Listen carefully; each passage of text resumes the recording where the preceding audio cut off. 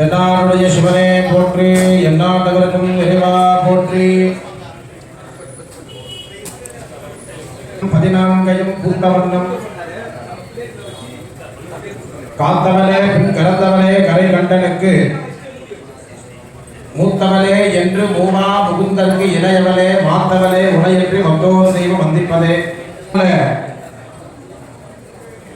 உலகை காக்கின்ற மகாசக்தியாக விளங்கக்கூடிய அன்னை நமது சித்திரை மாதம் திருவிழாவை முன்னிட்டு நமது ஆலயத்திலே வருடந்தோறும் 4ஆம் வருடமாக சதசண்டி மகாயாகத்தை செய்ய இறையர்கள் கூட்டியிருக்கின்றனர். நமது அன்னையினுடைய ஒரு ஸ்பெஷாலிட்டி என்னன்னா, ஒவ்வொரு வருடம் ஒவ்வொரு விதமான அற்புதத்தை நிகழ்த்துகிறார். இந்த வருடம் இன்று காலை எனக்கு தோன்றியதை உங்கள்கிட்ட ஷேர் பண்ணிக்கிறேன். இடர் காலம் என்று இந்த யாகத்தெல்லாம் யாரெல்லாம் பண்ணாங்கன்னா, பெரிய பெரிய மகான்கள் பெரிய பெரிய ராஜாக்கள்லாம் தன்னுடைய போர் பொழுது என்ன பண்ணுவா, இந்த யாகத்தை செய்து அந்த யாகத்தினுடைய நிறைவிலே வெற்றி பெற்றுவார். நமக்கு இங்க என்ன நடக்குதுங்கிறது நம்ம செய்தி வாயிலாக நமக்கு தெரியும். ஆனா அதுவும் நமக்கு கடமை. இங்க நடக்கக்கூடிய ஒரு சண்டி யாகத்துக்கு ஒன்றோடு ஒன்று தொடர்பு நிச்சயமாக உண்டு. இந்த பூமி எதுக்கு வட்டமாக வச்சிருக்கானா, நம்ம மட்டும் இங்க பண்ணக்கூடிய ஒரு பூஜை நமக்கானது மட்டும் அல்ல. இது ஒரு ரவுண்ட் சர்க்கிள். இது எல்லாருக்குமானது. அப்ப இந்த அம்பாள் நமக்கு ஒவ்வொரு காலத்திலும் ஒவ்வொன்று உணர்த்தரா. விஸ்வஸ்ய பீஜம் பரமாசி மாயான்னு இந்த 12வது அத்தியாயத்தில் அம்பாள் சொல்லுவார். விஸ்வம்னா உலகம், விஸ்வஸ்ய பீஜம், பீஜம்னா விதை. மாயாசக்தியாக இந்த உலகத்தில் அம்பாள் தான் சூக்ஷ்மமாக இருக்கா, ஸ்தூலமாகவும் இருக்கா. ஜடசக்தி ஜடாத்மிகா என்று சொல்றார்.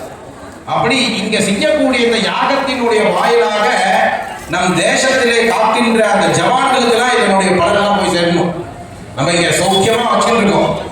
ஆனா அங்க இருக்கிற பாடல்களை இப்ப என்ன நடக்குது, ஒரு பதட்டத்தோட இருக்கா நம்மளுடைய மக்கள்லாம். இதை நமக்கும் ஒரு வாய்ப்பாக அம்பாள் பண்றா. பேட்டை காலத்துல ஒரு பெரிய வாய்ப்பு. நீங்க நினைச்சிட்டு இருக்கீங்க ஏதோ நம்ம ராயபுரத்துல ஏதாவது நம்ம வீட்டுக்காரர் இங்க வியாபாரம் இருக்காரு, நம்ம அப்பா அம்மா எங்கேயோ பெருத்து இங்க வந்துட்டாங்கன்னு நான் சர்வசாதாரணமா நினைச்சிட்டு இருக்கோம். ஆனா அம்பாள் இதுக்கெல்லாம் வித்து சொன்னதா விஸ்வாச பீஜம். எங்கேயோ பிறந்து நம்ம எங்கேயோ வாழ வேண்டியவா நம்மளை இந்த குறிப்பிட்ட ஒரு நகரத்துல ஒரு குறிப்பிட்ட கோயிலுக்கு அருகாமையில நம்மளாம் அம்பாள் வளர்க்கிறான்னா அதுக்கு ஒரு காரணம் நிச்சயமாக உண்டு. இது எப்படி நம்ம புரிஞ்சுக்கணும்னா, 2 விஷயம் காலம்பர அனுப்பிட்டு ஷேர் பண்றேன். என்னன்னா, இந்த ஆபரேஷன் பேரு செந்தூர்னு வச்சுருக்கேன். பார்த்தீங்கன்னா தெரியும். நீங்க ரொம்ப சர்வசாதாரணமா ஒவ்வொரு விஷயத்தையும் ஒவ்வொன்றும் நம்ம புரிஞ்சுக்கணும். அம்பாளுடைய சகசரநாமத்தில் வரும். நீங்களாம் லலிதா சகசரநாமம் கேட்பேன். ஸ்ருதி சீமந்த சிந்தூரி சகசரநாமம் வாக்கியம். பெண்களுடைய செந்தூரை தான் அவர் குறிப்பிட்டார். எவ்வளவு பெரிய ஒரு ராஜ்யம் இது. அரசியலுக்காக சொல்லல. இங்க நடக்கக்கூடியதுக்கும் அதுக்கும் இதனுடைய வாயிலாக நம்மளாலே சப்போர்ட் என்ன பண்ண, மந்திர பலம் தான் பண்ண முடியும். ஜவான்களுக்கு நம்மளுடைய மந்திர பலம், ராணுவ வீரர்கள் அவர்களாம் சௌக்கியமாக இருக்கணும். இந்த மாதிரி தேசம் பற்று இருக்கக்கூடிய ஆட்கள் நமக்கு என்ன, தேசம் நல்லா இருந்தால் நம்ம நல்லா இருக்கும். தேசத்துல அவங்களுக்கு என்ன நம்மளால என்ன பண்ண முடியும்னா மந்திர மூலமாக அவங்களுக்கு பலத்தை கொடுக்க முடியும். அப்படி ஒரு பெரிய ஒரு வாய்ப்பு இந்த காலத்துல இந்த தருணத்துல. ஏன் 13 நாள் கழிச்சு ஆரம்பிக்கணும், ஏன் நேற்று முந்தானத்தை ஆரம்பிக்கணும், இதுக்கெல்லாம் ஒரு தொடர்பு உண்டு. அம்பாள் இந்த சர்வா பாதா பிரசவன எல்லா விதமான உபாதை பிரசவம்ன்ற திரைலோக்கிய சாகிரேஸ்வரர் 3 லோகத்துக்கும் இருக்கக்கூடிய உபாதைகளை போக்கக்கூடிய ஆற்றல் சக்தி அன்னைக்கு மட்டும்தான் உண்டு. அதனாலதான் புத்தகல புவனம் 14 என்ற அபிராமப்பட்டது. அப்படி இந்த பேரிடர் காலத்துல நம்ம எல்லாம் காப்பி நம்ம ராயபுரத்தில் நடக்கக்கூடிய சண்டி ஏதோ இந்த நகரத்துக்கு மட்டும் இங்க இருக்கக்கூடிய பக்தாளுக்கு மட்டும் கிடையாது.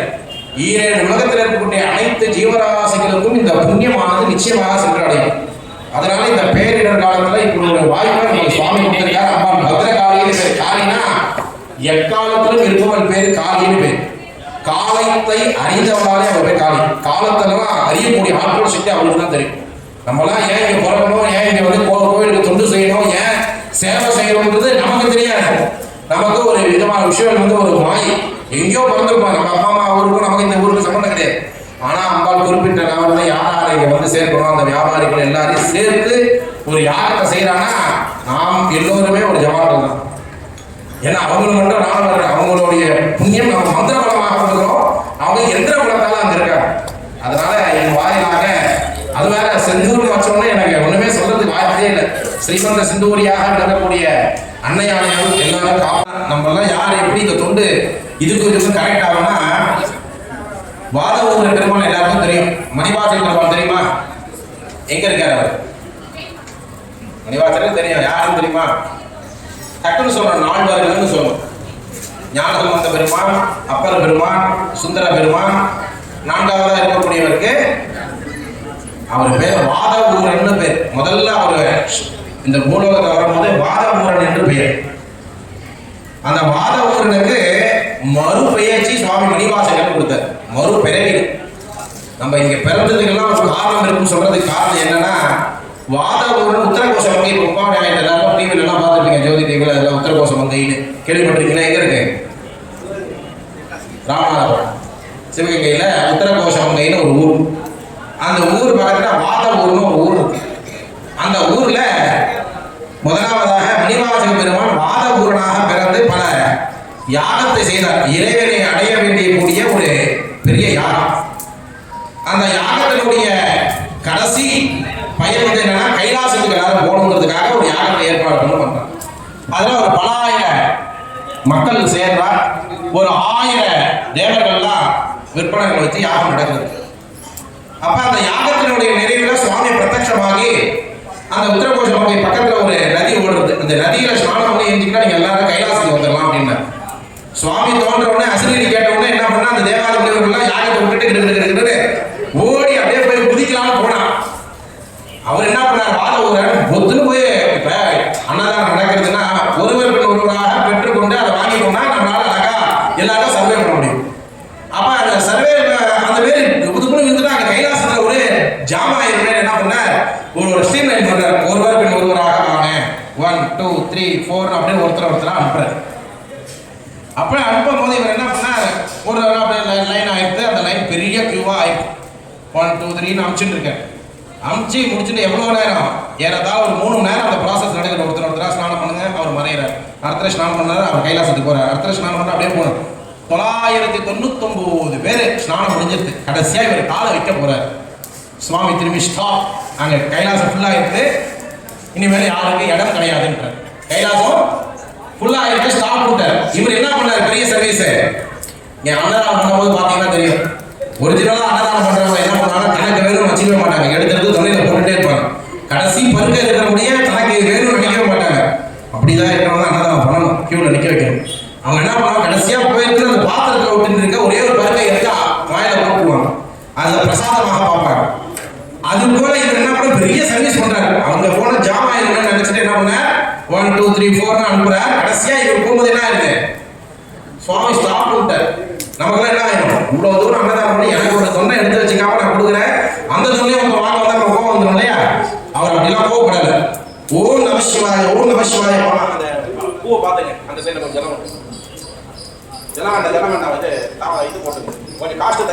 சுவாமி என்ன பண்ற, இவரை தடுத்து ஆட்கொண்டு வெயிட் பண்ணுங்கன்னு சொல்லிட்டாரு. ஓம் நம சிவாய பஞ்சாட்சம் வந்து ஜபத்தை பண்ணார்.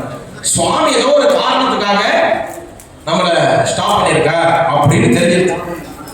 இவர் அதை விடல, கடைசி முடிய தன்னுடைய பஞ்சாட்சரம் வந்து ஜபம் பண்ணி ஓம் நம சிவாய பஞ்சாட்சம் பண்ணியிருக்காரு. திரும்பி ஒரு நாள் பண்ணல, 2 நாள் பண்ணல, அந்த ஆயுள் பூராவும் ஓம் நம சிவாய பஞ்சாட்சரம் சொல்லியே இறந்துடுறார். அடுத்த ஜென்மா எடுக்கிறார்.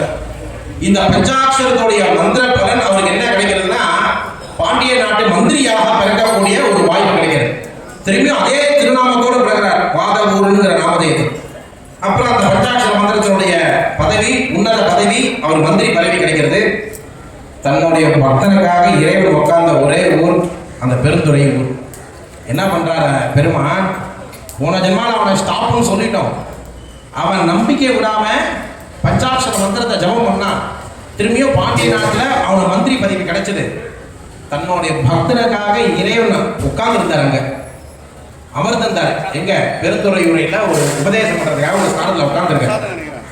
அந்த பெருந்துறையில உட்கார்ந்துருக்கிற இறைவனுக்கு சுவாமி ஒரு சில ஒரு அடியார்கள்லாம் வந்து உபதேசம் பண்றாரு. என்ன உபதேசம் பண்றாருன்னா, மந்திரோபதேசம் செய்யறாரு. அந்த 12 சூத்திரத்தை சொல்ற ஸ்ரீபூ நபும்சகாதி சிவஞான போதத்தை எடுத்து உரைக்கிறார். இவரு தன்னுடைய பாண்டிய நாட்டுக்கு படைபலம் தேவைன்னு குதிரை வாங்குறதுக்காக பர்ச்சேஸ் பண்றதுக்காக இவர் கிளம்புறாரு. யாரு? மந்திரியாக இருக்கக்கூடிய வாதவூர். அங்க சிவபெருமான் திருப்பெருந்துறையில உட்கார்ந்து ஒரு மரத்தடியில உட்கார்ந்து உபதேசம் பண்ணிட்டு இருக்கார். அவரு அங்க குதிரை பர்ச்சேஸ் பண்றதுக்காக போயிட்டு இருக்காரு ரஜகதத்தோட. அங்க போயிட்டு இருக்கும் போது இவர் பேர் என்ன? சிவபெருமான் இன்னொரு பேரு ஈஸ்வரன் பேரு, ஈஸ்வரன் பேரு.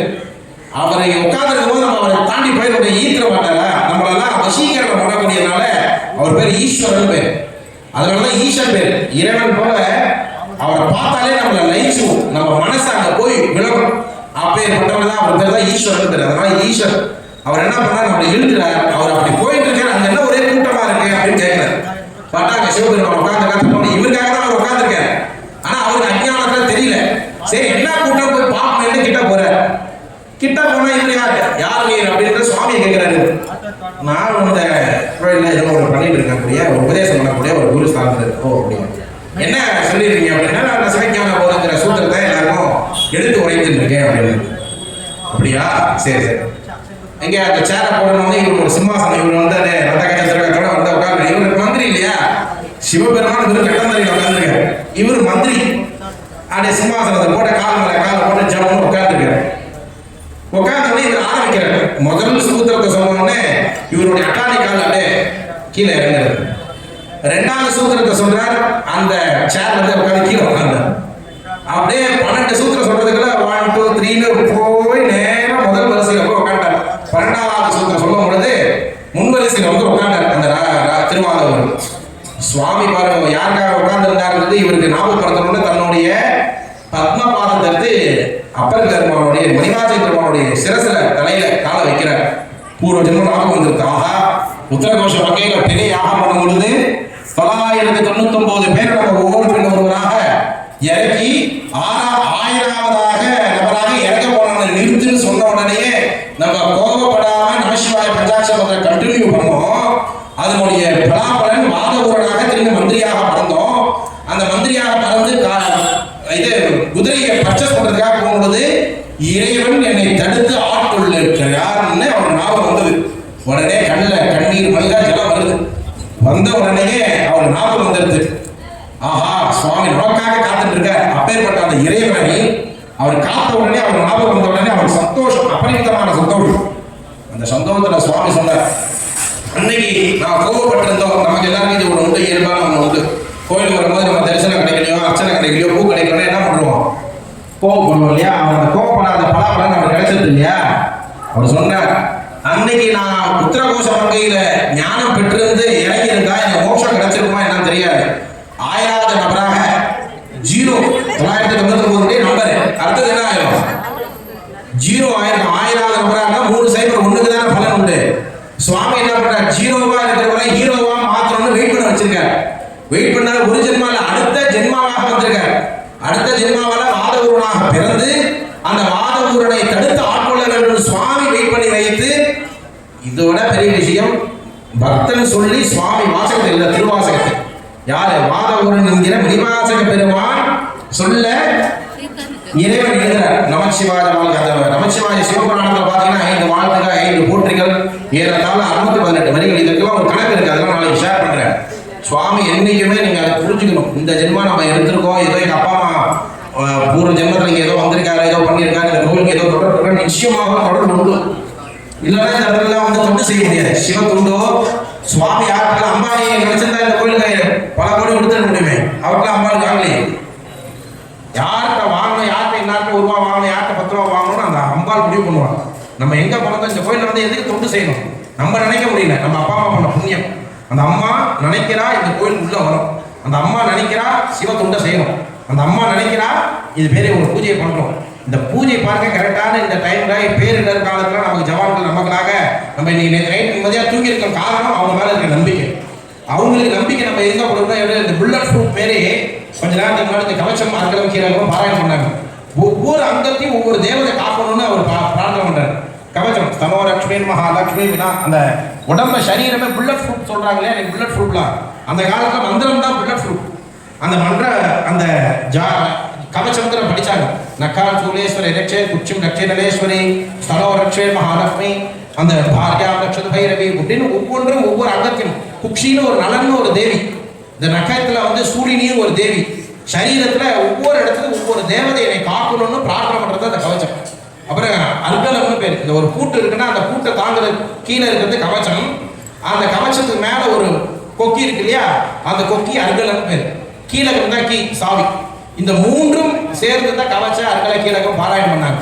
இப்படி இதுல ஞாசங்கள் 9 இருக்கு. இதுல எல்லாம் ஒவ்வொன்றும் ஒவ்வொரு அற்புதமான மந்திரங்கள். அந்த மந்திரம் யாருக்காக? இங்க பாராயணம் பண்ணக்கூடிய அந்த மக்களுக்கும் இந்த லோகத்தை காக்கின்ற அந்த ஜவான்களுக்கும் போய் சேரணும்னு பிரார்த்தனை. அதனால அம்மாவுடைய பாராயணத்தை அந்த சதச்சண்டி யாகம் அந்த அடியார் பெருமக்கள் சொல்லணும்னு நினைச்ச சொன்ன சுந்தரமூர்த்தி நாயகன் என்ன பண்ணார், அவிநாசி போறார். அவிநாசி போன உடனே ஒரு வீட்டில் ஒரு வாழை மரக்கட்டு விழாவா நடக்கிறது, ஒரு பூனல் கல்யாணம் நடக்கிறது. எதிர் வீட்டில் ஒரு போட்டோ வச்சு சோகத்தினுடைய உச்சகட்டத்தில் அவங்க எதிர்க்க இருக்காங்க. இந்த ரெண்டுத்தையும் பார்க்குறாரு நாயன்மார், அடியார் பார்க்குறாரு. என்ன கர்ண குதூகலம் ஆரோக்கியமா சந்தோஷமா இருக்காளே, எதிர்க்க அப்படியே ஆப்போசிட்டா இருக்கு, என்னன்னு விசாரிக்க போறாரு. விசாரிச்சா சொன்னா இந்த 2 வீட்லயும் இருக்கக்கூடிய குழந்தை ஒரே வயசு ஒரே நாள்ல பிறந்தவா. அவங்க 2 குழந்தையும் என்ன பண்ணாங்க, ஒரு திருக்குளத்துல ஸ்நானம் பண்ணும் போது ஒரு குழந்தை வந்து முதலைய இழுத்துட்டு போயிருக்கு. அதனால எங்களுக்கு அவ இருந்திருந்தாங்க, நாங்களும் அதே பூனல் கல்யாணத்தை பண்ணியிருப்போமே. அதனால கண்ணீர் மண்டா அவர் சொல்றாரு, அதுதானே ஏன் ஈசன் இருக்கான், அவன்கிட்ட நான் கேட்டு வாங்கி தரேன், நீ ஏன் இங்க தானே அவன் பார்வையில தானே இது நடந்திருக்கு. நிச்சயமாக என்ன பண்ணணும், ஒரு பதிகத்தை பாடுறாரு. அவிநாசி அப்பான்னு ஒரு பதிகத்தை பாடுறாரு.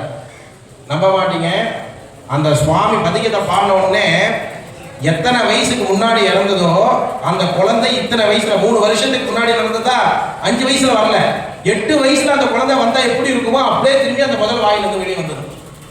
இதெல்லாம் நடந்த அதிசய உண்மை. இந்த ரகசியம்லாம் சுவாமி அவிநாசி அப்பான்னு உங்க ஊர்ல சுவாமி அந்த பூனல் கல்யாணத்தை வாங்கி ஒரு பதிகத்தை பாடின மாத்திரத்துல சுவாமி அந்த சிருஷ்டி பண்ணார். இதெல்லாம் சுவாமி எதுக்கு சொல்றேன்னா, ஒவ்வொன்றுக்கும் ஒவ்வொரு தொடர்பு. இங்க பண்றதுனால ஜவான்களுக்கு போதா நிச்சயமாக போகும், நிச்சயமாக பலன் உண்டு. 3 வருடத்துக்கு முன்னாடி அந்த முழுங்கின அந்த குழந்தைய சுவாமி காத்து அந்த கர்ப்பத்துல யாரும் சம்ரட்சணை பண்ணா, ஈசன் தானே. அந்த முதல் வயிற்றுல 3 வருஷம் நம்மளால வாழ முடியுமா? அப்ப சுவாமி இதை பார்த்துட்டு இருக்காரு, இதை பார்த்துட்டு ரட்சிக்கிறாருன்னா இதை விட ஒரு மகத்தான பெருமை எந்த தர்மத்துல உண்டு? அப்ப சுவாமி எல்லாத்தையும் எல்லா காரியத்தையும் காரணமின்றி ஒரு செயலை செய்ய விட மாட்டார். ஒவ்வொரு வருடமும் நமக்கு எல்லா இடர்பாடுகளும் இருந்தது, எல்லா இடர்பாடுகளும் நீக்கிட்டு ஒவ்வொன்றா நடந்துட்டு இருக்கு. இந்த காலத்துல ஏன் ஒரு 10 நாள் கழிச்சு அந்த போர் நடந்திருக்கலாம், வேற ஏதோ ஒரு நேரத்தில் நடந்திருக்கலாம். அப்ப நமக்கு ஒரு பெரிய வாய்ப்பாக அம்பாள் இதை ஏற்படுத்தியிருக்காங்கன்னா, அந்த அம்பாள் இங்கிருந்து உலகத்தையே பார்க்கிறான்னு அகிலாண்ட கோடி பிரம்மாண்ட நாயகி, உலகத்தை எல்லாம் இருக்கக்கூடிய ஜீவராசிகளும் காக்கக்கூடிய ஒரே சக்தி அன்னைக்கு தான் உண்டு. அப்பேற்பட்ட அந்த அன்னையினுடைய பெருமின் வாயிலாக இந்த சண்டி யாகத்தை, இந்த துர்கா கணபதி யாகத்தை கூட அனுமதி பெற்று இப்போது சண்டி பாராயணமானது நடைபெற்றுக் கொண்டு வருகிறது. இதன் மூலமாக உலகத்தில் இருக்கக்கூடிய அனைத்து ஜீவராசிகளும் பேரானந்த வாழ்வை வாழ வேண்டும். இன்று மாலை நவ துர்கா ஹோமம் சண்டி பாராயணமும் நடக்கும். நவ துர்கா, துர்கானாலே 5 அக்ஷரம் பேர். துர்கான்னு சொன்னாலே பஞ்சாட்சரம் சொன்ன பலன். சம்ஸ்கிருதத்துல வடமொழியில ஒரு எழுத்துக்கு இன்னொரு எழுத்து பதம் பிரிப்பாங்க. அந்த துர்கானாலே பஞ்சாட்சரம், நம்ம என்ன 3 எழுத்து சொல்லுவோம் துர்கா அப்படின்னு சொல்லிடுறோம் இல்லையா. ஆனா சம்ஸ்கிருதத்துல அது எப்படி பிரிப்பானா, இத்து பிளஸ் ஆ து 2 எழுத்தாரு, 3 இக்கு பிளஸ் ஆ துர்கான பேர், பஞ்சாட்சரம் பேர். அதான் துர்கேஷ் பிரதா ஹரசி பீதி மசேஜம், எல்லா விதமான பீதி பயத்தை முதல்ல போக்குறாங்க. துர்கான்னு சொன்ன மாத்திரத்துல எல்லா பீதியும் போகணும். அடுத்தது மசேட தந்தோ ஸ்வஸ்தை ஸ்பிருதா அதிமதீவ சுபா, எல்லாம் அதிகமா சுபத்தை தருவானா. அடுத்தது சொல்றார் 3வது வரியில தாரித்ரியத்தை போக்குறாளாம், துக்கத்தை போக்குறா. தாரித்ய துக்க பயம், நமக்கு இது 3மே முக்கியம். ஒரு மனிதனுக்கு தரித்திரம் வரக்கூடாது, அது பேர் துக்கம் வரக்கூடாது. எவ்வளவு ஜாலியா இருக்கும் போது என்ன ஆகும், மனப்பூர்வமா ஒரு செயலை செய்வோம். அதே ஒரு கஷ்டத்துல போய் நீங்க அண்டாவோட கை விட்டாலும் போவாது. அண்டாவோட ஒரு அவசர பதட்டத்துல என்ன பண்ணுவோம், அண்டாவோட கூட கை போகாது. ஏன்னா என் மனசு அங்க லைக்கலன்னு நடத்தும், அது போகலன்னு நமக்கு தெரியும். அப்ப அந்த மனசு லைத்து இருக்கணும்னா அந்த துக்கம் இருக்கக்கூடாது, கஷ்டம் மன கிளேசங்கள் மன கஷ்டங்கள் இருக்கக்கூடாது. தாரித்ய துக்கம் பயம், இது 3த்தையும் துர்கான்னு சொன்ன மாத்திரத்துல போக்குறாங்க. நீ துர்கான்னு சொன்னாலே என்ன கிடைக்கிறது, 3 விதமான ஆற்றல் சக்தி கிடைக்கிறது. அருள் சக்தி, பொருள் சக்தி, கல்வி சக்தி 3மே கொடுக்குறாங்க. தாரித்ய துக்க பயஹாரணி காத்துதல் சர்வோபகாரம், சர்வ உபகாரங்கள் உங்களுக்கு என்னென்னலாம் தேவையோ அம்பாள் நினைக்கிறாங்க. துர்கான்னு சொல்லணும், அதை சொல்லக்கூடிய ஞானத்தை கொடுக்கணும். இங்க உட்காந்துட்டு நம்ம நான் என்ன சமைக்க அதே எப்பயும் போலதான் மாசம் நம்ம என்ன பண்றோம் அதே பண்ணிட்டு இருக்க கூடாது. இது ஒரு பெரிய வாய்ப்பு. இங்க உட்காந்து இங்க டோட்டல் சரண்டர் ஆயிடும். டோட்டல் இங்கே மட்டும் தான் இருக்கணும். வீட்டுக்காரர் இப்போ பிஸ்னஸ் பண்ணியிருப்பாரா, நீங்கள் ஒரு 2 லட்ச ரூபா சம்பாதிச்சிருப்பாரா, எடுத்துகிட்டு வந்து 50,000 கொடுத்துருப்பாரா அப்படின்னு இங்கே உட்காந்து கணக்கு போட்டுட்டு இருக்கக்கூடாது. அதுமாரி கணக்கு இல்லாமல் அதுமாரி சாப்பாட்டினுடைய கணக்கு, இந்த கணக்கெல்லாம் வெளியே, வாசலுக்கு வெளியே. உள்ள வந்தாச்சு இந்த அம்பாளுடைய கணக்கு. அம்பாளுக்காக நேரம் ஒதுக்கியிருக்கும். நம்மளுடைய வாழ்க்கையில 100 இயர்ஸ் நம்ம வாழ்ற சராசரியா மனிதனுடைய ஆயுள் காலம் வேதம் சொல்ற கணக்கே 100 வருடம். இந்த 100 வருடத்துல இறைவனுக்காக நீ எவ்வளவு நேரம் செலவு பண்ணிருக்க? மொத்தம் டோட்டல் என்டையர் 24 ஹவர்ஸ் இருக்கு ஒரு நாளைக்கு. இந்த 24 ஹவர்ஸ்ல சுவாமிக்காக நீ எவ்வளவு நேரம் செலவு பண்ணிருக்க? அதை சொல்றார் அருணகிரிநாதர் சரண கமலாலயத்தில் அரை நிமிடம் நேரம் மட்டும். ஒரே ஒரு அரை நிமிஷமாவது நீ சுவாமிக்கு ஒரு நாள் நீ செலவு, அரை நிமிஷம் 30 செகண்ட்ஸ் நீ செலவு பண்ணலன்னா அந்த நாள் நீ பிறந்த நாள்ல இருந்து வேஸ்ட்ன்ற. பேசாத நாளா பிறவா நாள், நீ பிறந்ததே இல்லை, அந்த நாள் ஒண்ணுமே இல்லைன்ற. அந்த நாள் கணக்குல வராதுன்ற, கணக்குல வராது.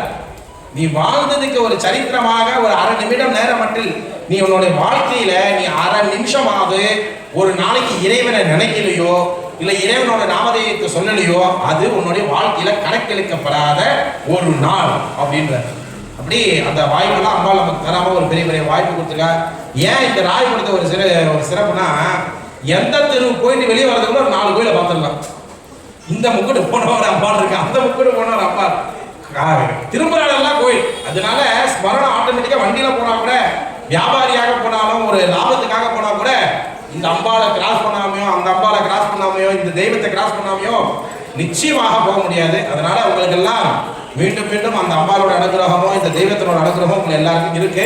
அதனால இந்த ஜவான்கள் எல்லாம் நல்லா சௌக்கியமா இருக்கணும். அம்பாளோட ஒரு பெரிய பிரார்த்தனை, தேசங்கள் மேலும் மேலும் நல்லா இருக்கணும். தேசத்துல காக்கின்ற அந்த ஜவான்கள் ராணுவ வீரர்கள்லாம் சௌக்கியமா இருக்கணும். அம்பாள் இந்த வருடம் நமக்கு என்ன பிரார்த்தனைனா, இந்த செந்தூர்ங்கிற ஆபரேஷன் வச்சதுக்காகவே உலகத்துல இருக்கக்கூடிய நமது மக்கள் மட்டுமல்ல எல்லா மக்களும் சௌக்கியமா இருக்கணும். நல்ல புத்தியோட நல்ல ஞானத்துடன் அம்பாள் காப்பாற்றணும். இது போன்ற நிறைய யாகங்கள் மேலும் மேலும் செய்யணும்னு அம்பாளை பிரார்த்தனை பண்ணிட்டு, இன்னும் சாயங்காலம் நிறைய பேசலாம், நிறைய விஷயங்கள் இருக்கு.